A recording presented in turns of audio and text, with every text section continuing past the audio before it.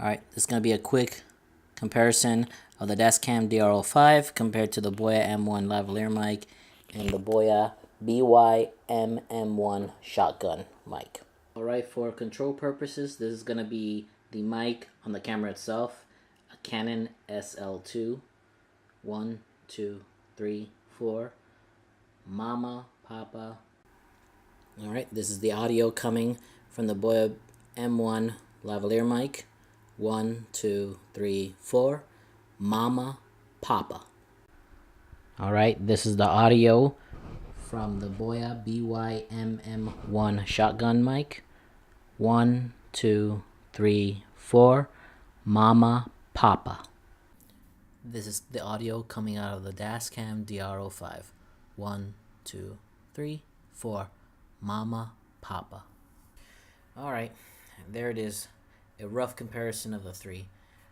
I will mention that I tested all these mics as is without any audio adjustments.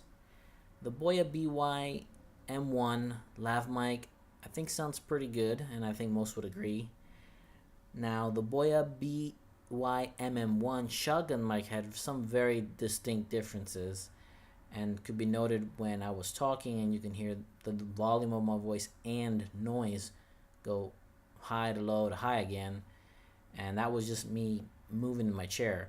So that's something you might want to make note of if you have a habit of moving a lot, as it's going to transfer in your recording. This last part is all the Tascam DR-05, and I think it does a great job. By far, I think this is the most balanced and clear audio, and I think it's going to work out for a lot of people. But that's always a matter of opinion.